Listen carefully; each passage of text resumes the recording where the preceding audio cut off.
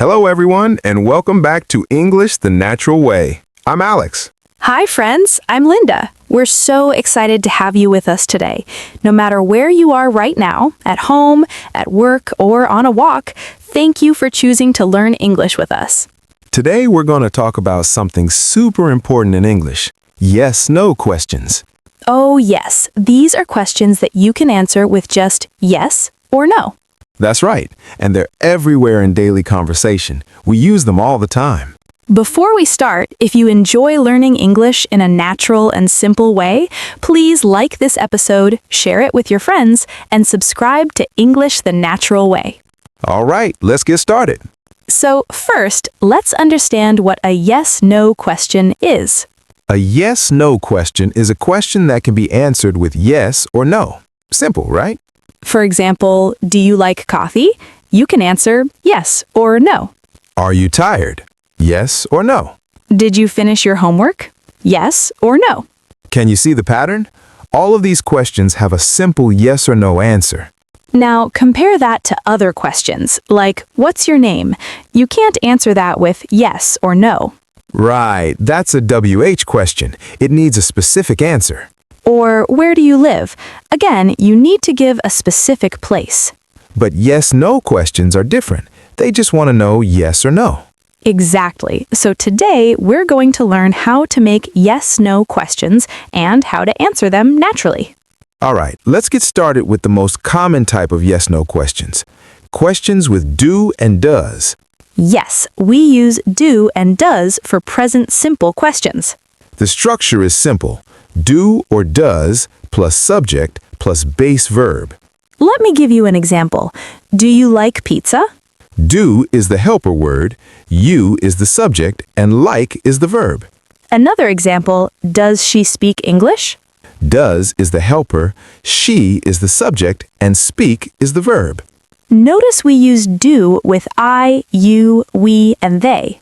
And we use does with he, she, and it. This is super important.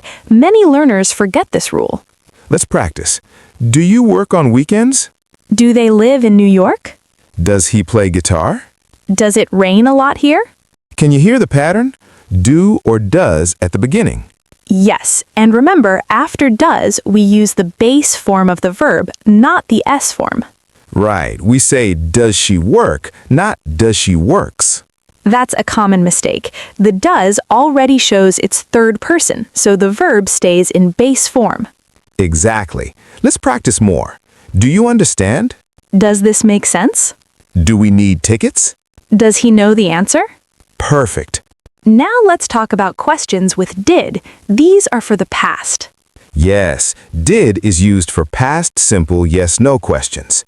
The structure is did plus subject plus base verb. For example, did you sleep well last night?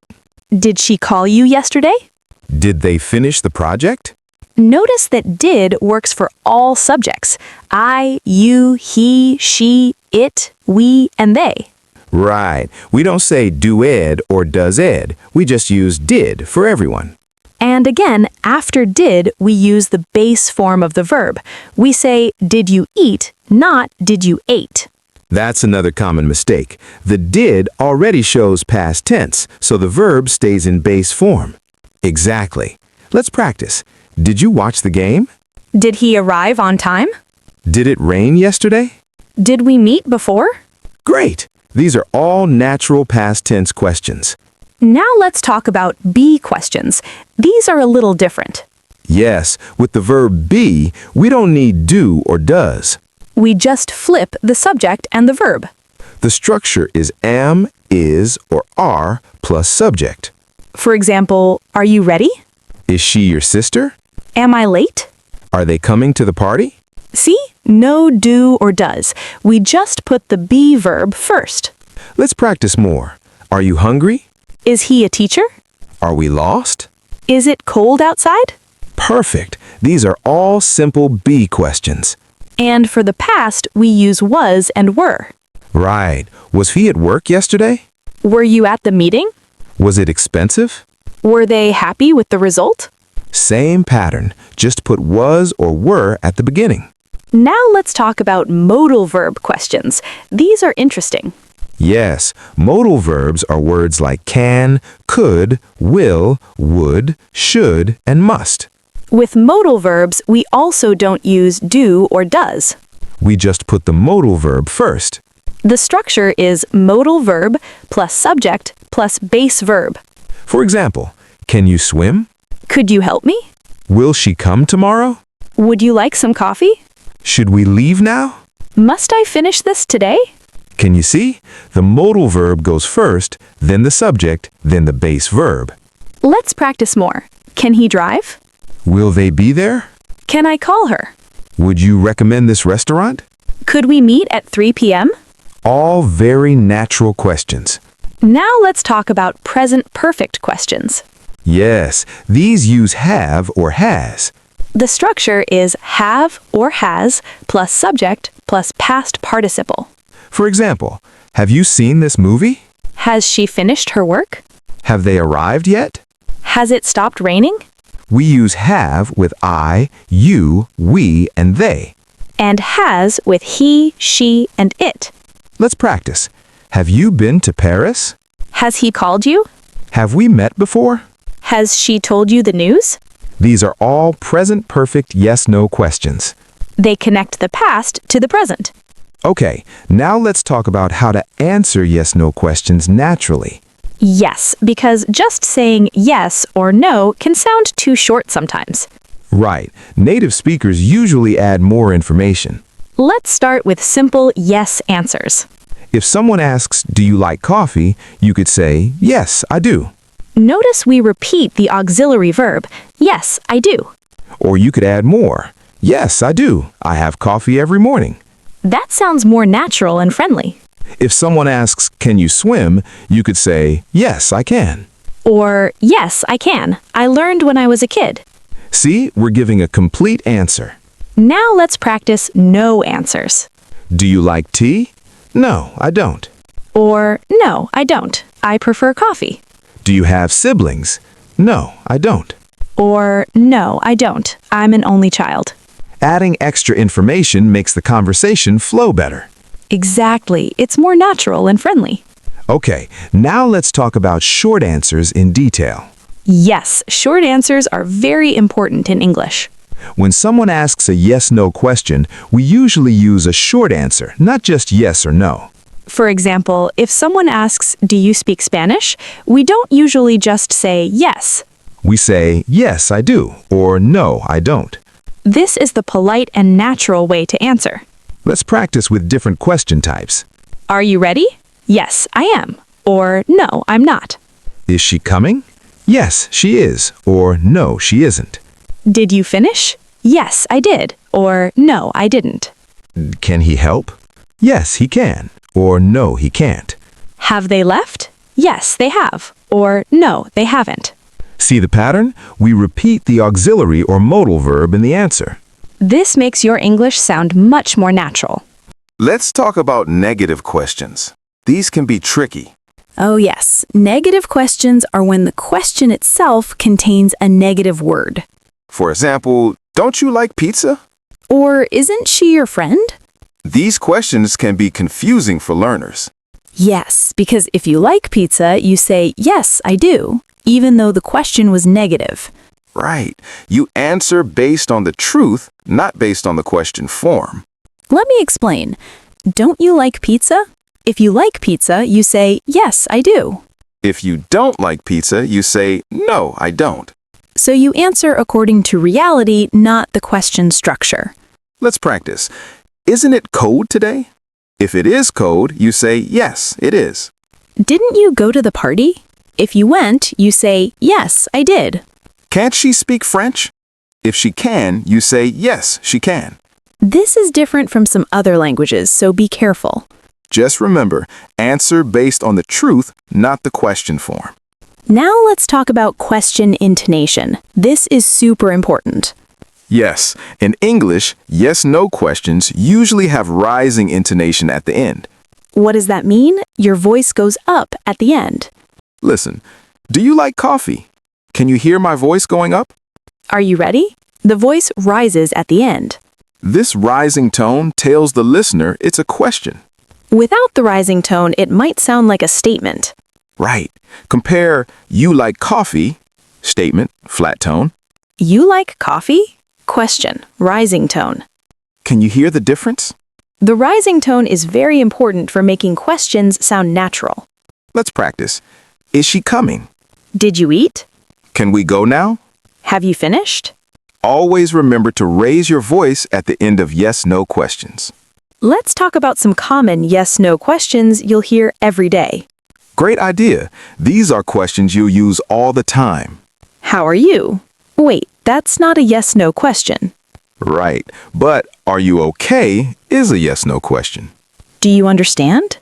Are you ready? Did you have a good day? Can I help you? Would you like some coffee? Have you eaten? Is everything okay? Do you need anything? Are you busy?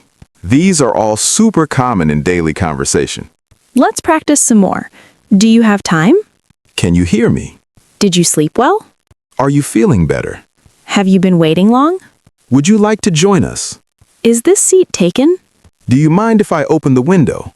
These are all questions you'll hear and use constantly. Now, let's talk about polite yes/no questions. Yes, sometimes we need to be extra polite. We do this by using could or would or may instead of can or will. For example, instead of can you help me, we say could you help me? Could sounds more polite than can.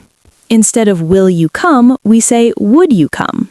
Would sounds more polite than will. Let's practice polite questions. Could you pass the salt? Could you mind closing the door? May I use your phone? Could I ask you a question? Would you like to sit down? These all sound more polite and formal. We use them with strangers, in professional situations, or when we want to be extra respectful. Exactly. With friends, you can be more casual. But if in doubt, being polite is always safe. Now let's talk about tag questions. These are interesting. Yes, tag questions are when we add a little question at the end of a statement. For example, you like coffee, don't you? She's your sister, isn't she? The tag turns a statement into a question. If the statement is positive, the tag is negative. You speak English, don't you?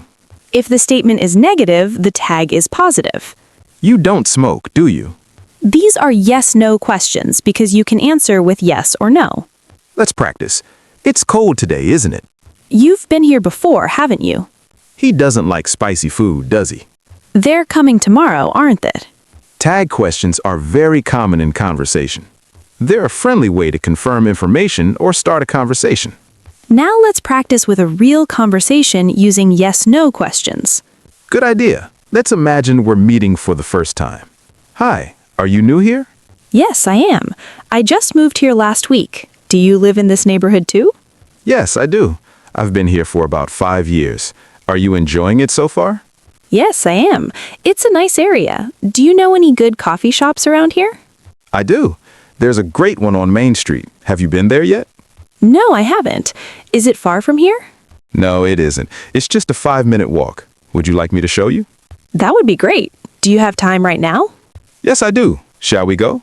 Sure. Can we stop by the bookstore on the way? Of course. Did you just move here for work? Yes, I did. I got a new job. Are you working in this area too? Yes, I am. I work at the hospital nearby. Is your job close to here? Yes, it is. I'm working at the library downtown. Have you been there? No, I haven't, but I'd like to visit. Do you like working there? I do. It's a great place. The people are friendly. That's wonderful. Are you settling in okay? Yes, I am. Thanks for asking. Can you see how many yes/no questions we used in that conversation? So many, and it sounded completely natural. Exactly. Yes/no questions are everywhere in daily English.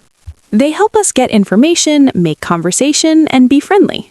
And they're easy to answer. Just yes or no, plus a little extra. Let's review the main points. Yes/no questions can be answered with yes or no. We use do or does for present simple questions. We used did for past simple questions. With be verbs and modals, we don't use do. We just flip the verb and subject. Rising intonation at the end makes it sound like a question. Short answers are more natural than just yes or no. We repeat the auxiliary verb in short answers. Could and would make questions more polite. And tag questions are a friendly way to confirm information. Perfect summary. Now it's your turn to practice. Try making your own yes-no questions. Ask questions about your day, your hobbies, your plans. Practice with friends or family. Write them in the comments. We'd love to see your questions. Don't worry about making mistakes. Practice makes perfect. The more you use yes-no questions, the more natural they'll become. Remember to use rising intonation. And give complete short answers, not just yes or no. If you enjoyed this episode, please like it and subscribe to English the Natural Way. We create new episodes every week to help you learn real, everyday English. Thanks so much for listening today. Keep practicing, keep learning, and keep believing in yourself. See you next time. Bye, everyone. Bye.